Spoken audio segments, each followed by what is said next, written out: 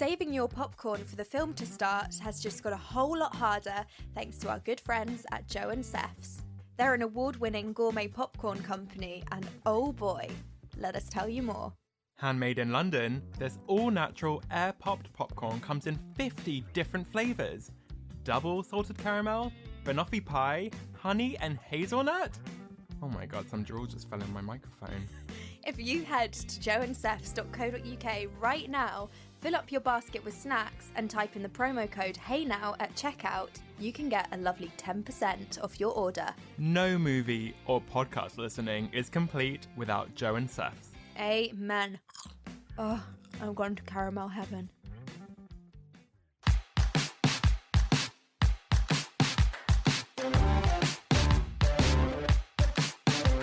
Barney, I feel really bad for Julie Andrews. Why is that?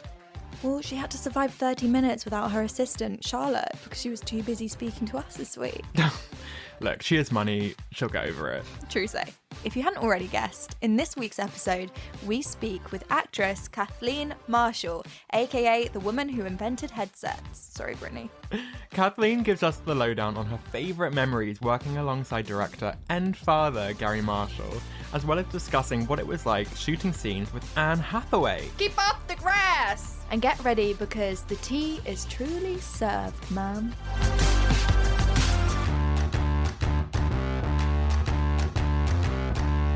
We want to acknowledge you, Kathleen, for your amazing contribution to the film. You know, we feel like we need to give you an award, a golden pear or something. Genovian golden pear.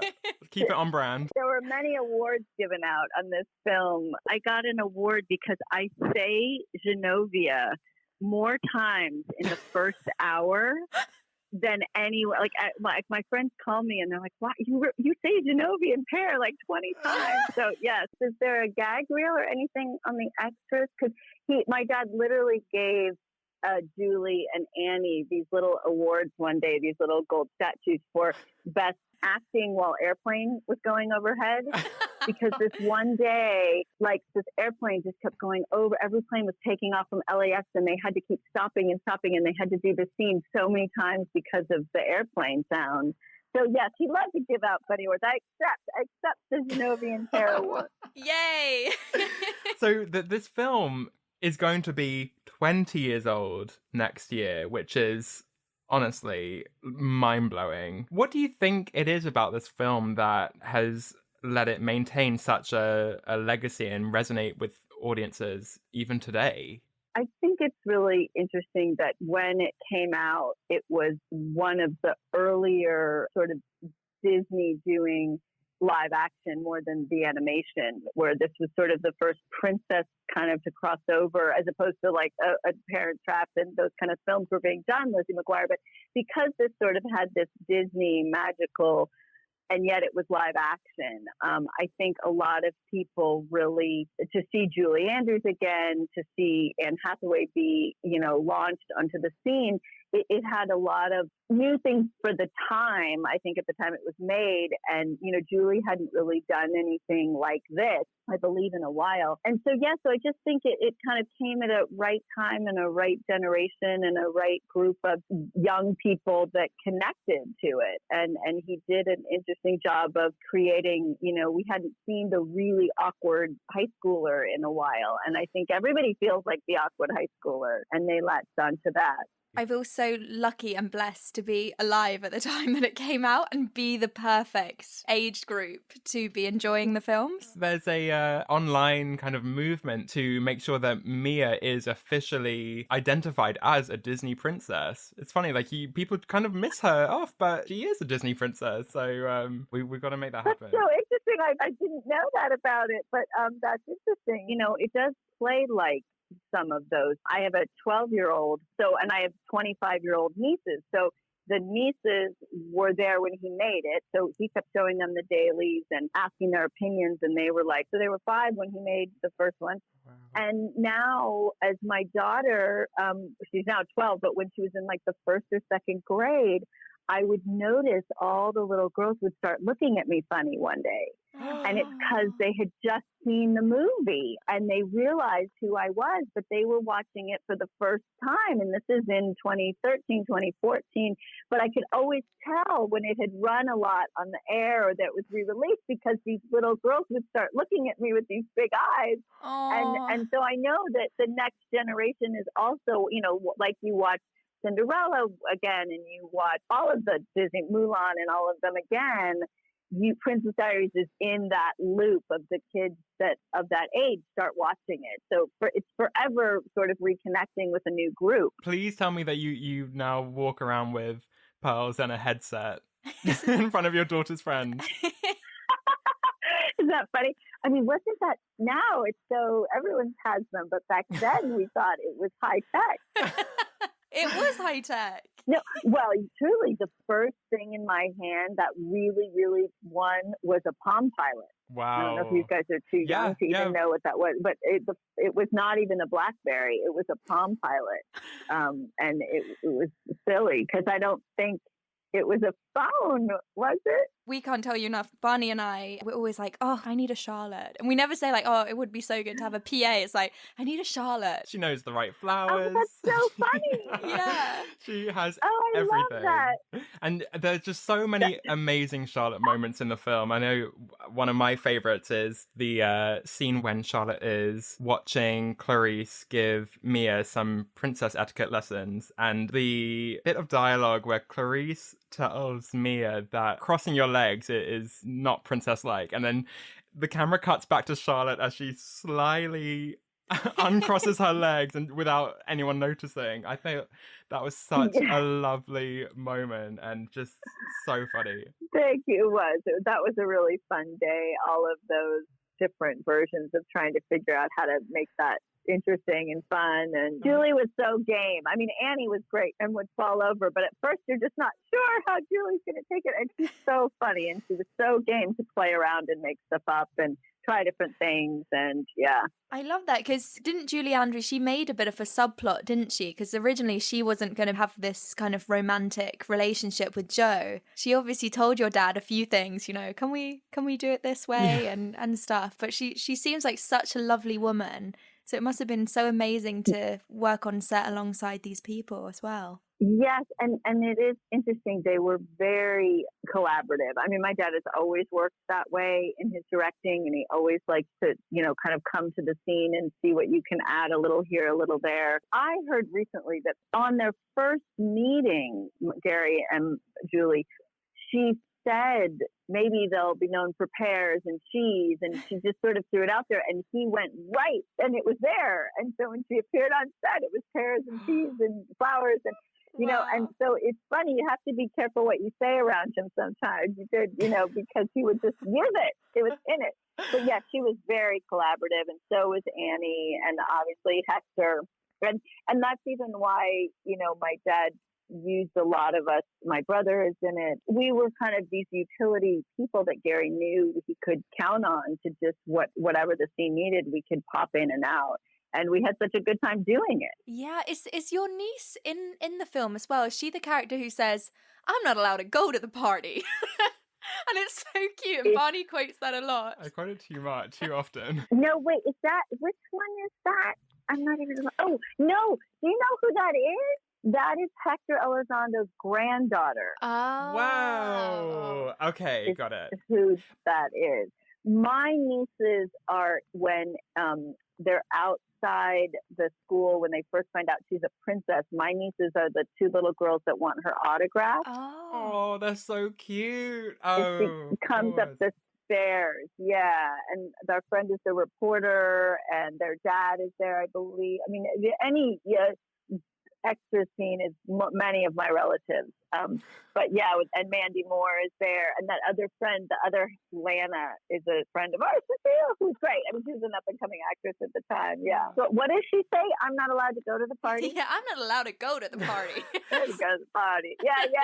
That's Hector's granddaughter. I forgot. Oh, it's so cute. I was watching an interview with Anne, and she was saying that your dad was never afraid of a spontaneous moment. You know, if it was good, it was in the movie. So did you have any ad-libs that made the cut? I mean, the famous one is when she slips on the steps and falls on her butt in the rain. That happened.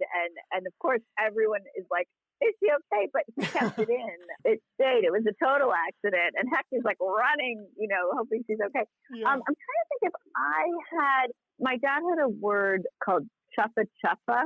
To be honest, I can't even know how you spell it. But it would be like the tops and bottoms of scenes. He would just say, well, chuffa chuffa into the dinner party. So when I'm out there and we're kind of setting up that the one guy is going to be drunk at the dinner party, mm-hmm.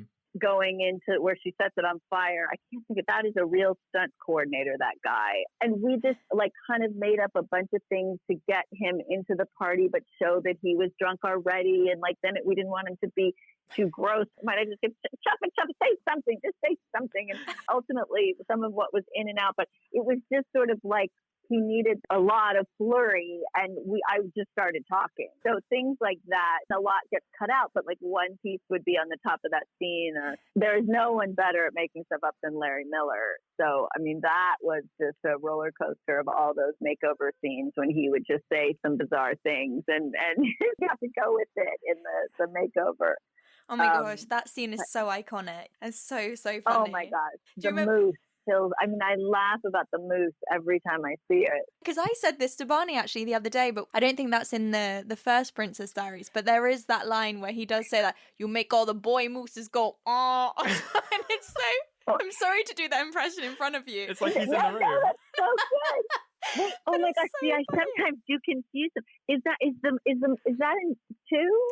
That's in 2. I think in the first one, she's like, you broke my glasses. And he says, well, you broke my brush. That's right. Oh gosh, the moose. So yes. Oh my gosh, that's right. The glasses and the brush. That's right. Yeah, he was very funny. I love that.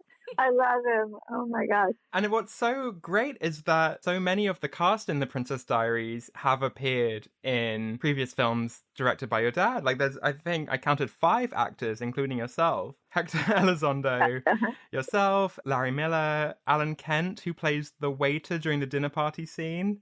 And he has the exact same quote as he did in Pretty Woman, which I think is such a nice touch. The last actor was Patrick Richwood, who played the neighbor, Mr. Robitussin.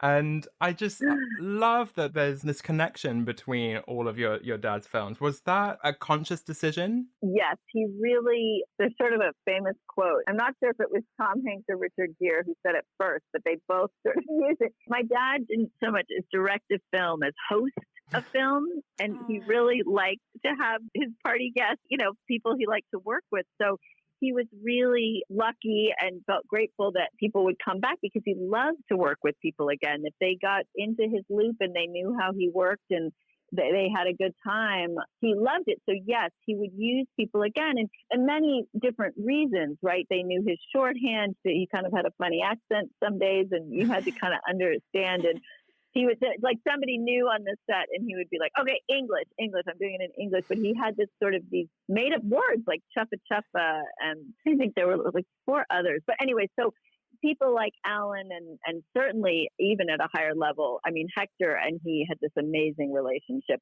They just could raise an eyebrow at each other and they knew to go change or faster, slower or help someone. I mean, they just had the mental telepathy between Hector and Garry. That I loved. And yeah, so he really did try to work it out if the roles fit, to bring in people that he knew what we could do. He knew what he could ask of us. And it made for a really fun time. I mean, movies are very long shoots and long days, and sometimes you're in remote locations. So it should be fun because it's amazing to be able to do movies. And he always had a good time, and bringing people that enjoyed that as well was important to him in the process. Of course, you must have just admired your dad so much. It's cool anyway working with directors, but if it's your dad, you just must be in so much awe and you must be just so proud of him. And he must have been so proud of you. We had a good time. Yeah, he was, my sister just said this the other day. I thought it was interesting that he really was funny and fun. And aside from every once in a while when he was my dad in my like late teen, early 20s, where my dad made me crazy, he was really fun and the person you wanted to like sit next to at the party, and which is true. And he loved to gather everyone together, and he was impressive. We were really proud of him, and we believed in his strength as a director, that he had this creative vision, and we were glad he could share it with the world. Barney and I have teamed up with Joe and Seth's Popcorn, the amazing London-based gourmet popcorn brand that sells 50 different flavours in-store and on their website. I think Mia could lay off the pears and try this orange chocolate flavour. Just don't tell the Prime Minister of Genovia. If you go to joeandseth.co.uk right now, you can get 10% off your order by putting in the promo code HeyNow at checkout. This popcorn gets my royal seal of approval. And obviously you've continued your father's legacy by founding the Garry Marshall Theatre. And I was watching a YouTube tour that I found online earlier, and even the foyer is just incredible. There's memorabilia from all of your dad's past works all across the walls. There's merchandise from the Happy Days and scripts. It's amazing. So I guess I'm interested, what is Charlotte's real day-to-day life like? How has that been? So my day-to-day life, I still run the theater and the nonprofit, so I still have a headset. I still have a clipboard, actually, strangely enough. I have the clipboard with me a lot. I really have cut my hair, though. I have to say, I think my hair is not held up in the poofiness and style as it was in both of those movies. So I sometimes like to flatten it a little more. Hey, Charlotte has to evolve. In my daily life here. Exactly. I'm sure it looks amazing. Trying to think of what other pieces of one, I definitely converge the two together. But one was just very special because we had never done it before. And so creating the characters and working on, everybody kind of was invested in Mia's arc and of this turn of her becoming this princess. And my dad felt really strongly that moment where she has to make her own decision and stand on her own 2 feet, and is what every person should experience at a young age, to be able to stand in front of people and be responsible. And so he loved that story of a young person doing that. So, and we were all very invested in that. And the first one is very different than the second one in that way, that I think it really is a coming of age story that's important. Mm-hmm. Obviously, as well, we needed to say that Whitney Houston was one of the movie's producers. Absolute icon. Yes. It's incredible. She has a wonderful producing partner named Deborah Martin Chase, who actually found the books, and she works on the Cheetah Girls. And so Deborah Martin Chase and Whitney Houston were developing projects for young women and coming of age women, and they just had a beautiful perspective on what they wanted to make. And Princess Diaries was one of them. They optioned the book and they wanted to make it. And Deborah today is still a fantastic producer, also connected to live theater. She's on a board of a theater in New York, and she sits here in LA, goes back and forth and produces wonderful work. And they believed in it. And Whitney was sweet. I only met her once, but she was there. And I wish I had a picture of it. I believe it was my dad's birthday. Anyway, she came to the set for this one day, and I did get to meet her. There is a video on, I believe it was the DVD extras, but it can be found on YouTube, of Whitney wheeling out this cake for your dad and singing, which must have been such a moment. Oh, it's there, so you've seen it. Was it my dad's birthday? It was, yeah, I believe so. Oh, thank goodness. See, I have to call in so I can confirm my stories. I'm for good. That's great. Oh, good. Good to know. Oh, no, it's incredible. And Whitney Houston got to meet you, which is, she got to meet Charlotte. Yeah, absolutely. Charlotte Cutaway. Yes. Yeah, and you know why? I mean, is it online why I'm named Cutaway? I was interested because we never, I don't think we hear the surname. So, yeah, but if you can shed some light. Oh, yes. Charlotte, I was named after my niece because my nieces at the time, the twin 5-year-olds, were Lily and Charlotte. So Lily maybe was even already in the real book of her friend Lily, Moskowitz, the friend. Mm-hmm. So they named me Charlotte so that each twin would have a name in the movie. But then Cutaway, he named me because Cutaway is a shooting term So when you shoot the main scene, so if he's doing a longer scene between Mia and the grandmother, you need to be able to have something to cut away to if you want to shorten the scene or change the scene or jump in later. So I was kind of in a lot of the rooms with them so that you could cut away to a shot of me and change the story that was going on. So if they're talking about she has to be at the ball, she has to be at the ball, what she's going to wear. And if it goes on too long and they want to cut a piece out of the middle of it or the side of they can cut away to me and jump back in at a different part of the scene. So it's a filming technique. And so they named me Cutaway because for whatever reason, a lot of these scenes were two-person scenes. He always needed me hovering around. So in case he needed the cutaway shot, which, my brother, a second unit director, could get like the next day, that night. Like I wasn't always there. Usually I was. Usually I was popping in and out. But every once in a while he would say, well, go get a scene of Kathy behind that wall because then I'll cut away to her. So we finally named me Charlotte Cutaway. That is such an amazing fact. You have blown our minds. Honestly. I love that. I'm just like... Well, if you see, if you go look, I'm always alone. Like in the shots a lot, you'll see they'll cut away to me in the garden, and I'm like alone. But that's why, because it was that just cut away, and come back, and cut away and come back. So yes, there you go. Wow. My brother's a director. He probably could explain the details of that kind of directing more, but that's what I was. So I showed up. I wanted a badge. I always thought I should have a little badge that said Charlotte Cutaway. Now, Kathleen, bit of a non-serious question, but something that has been plaguing Emily and myself for 19 years, pretty much. Oh, yes. This motif of M&Ms appearing in the film. You have Mia sending Michael, her love interest, a pizza that says sorry written in M&Ms. And there's also M&Ms on the keyboard when he's playing in the car shop. Unless there's a deleted scene, I don't think these M&Ms are ever explained. Can you shed any light on these? That's funny. I so remember the pizza guy who delivers that pizza was our Rumpelstiltskin at the time at the theater. He was performing on stage at the Garry Marshall Theater, No or the Falcon Theater at the time, and Garry was like, "Come be the pizza man." So, but yes, so. Well, I will say, and I don't know what the other actors would say, but I know that my dad always wanted different actors needed different props.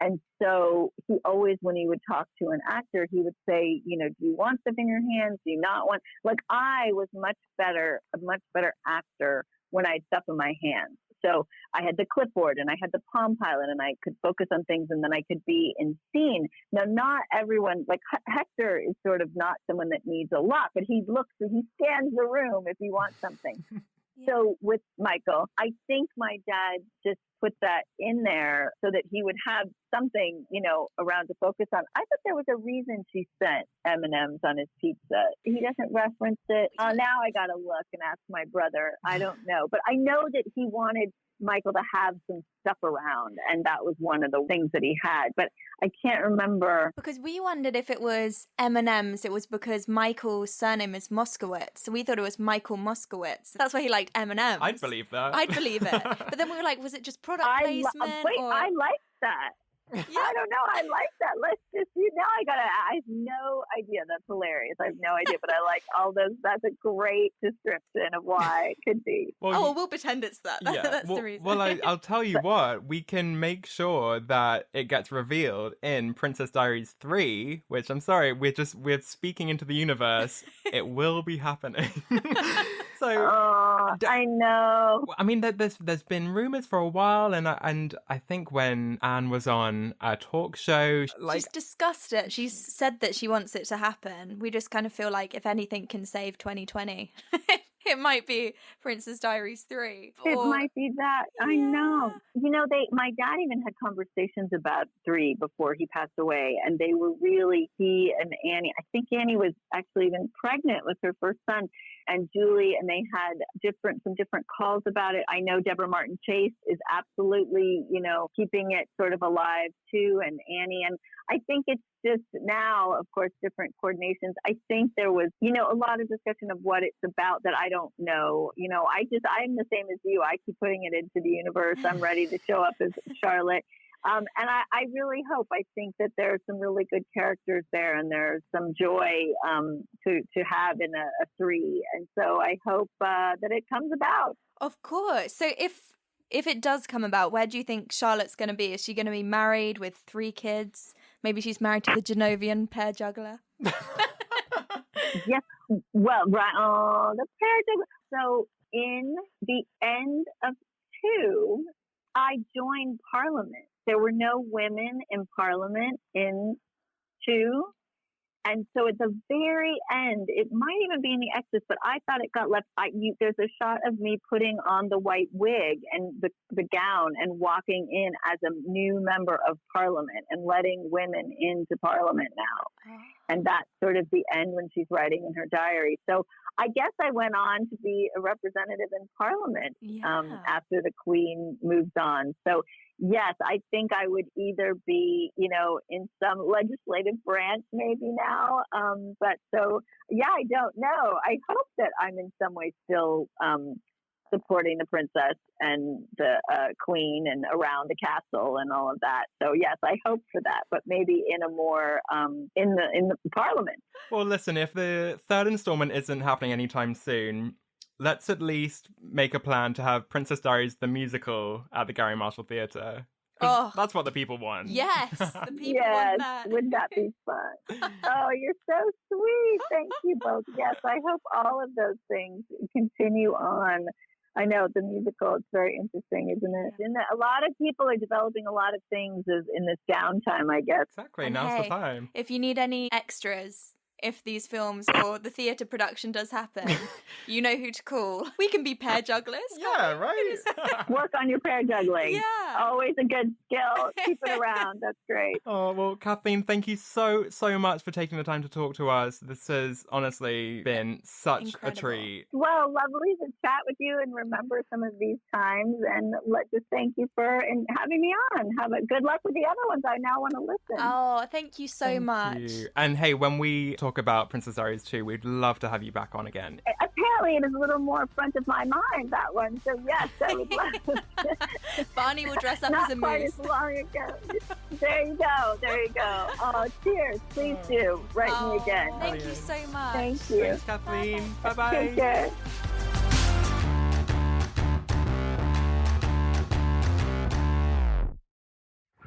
Remember, if you go to joeandseths.co.uk right now, you can use our promo code HEYNOW for 10% off the best gourmet popcorn.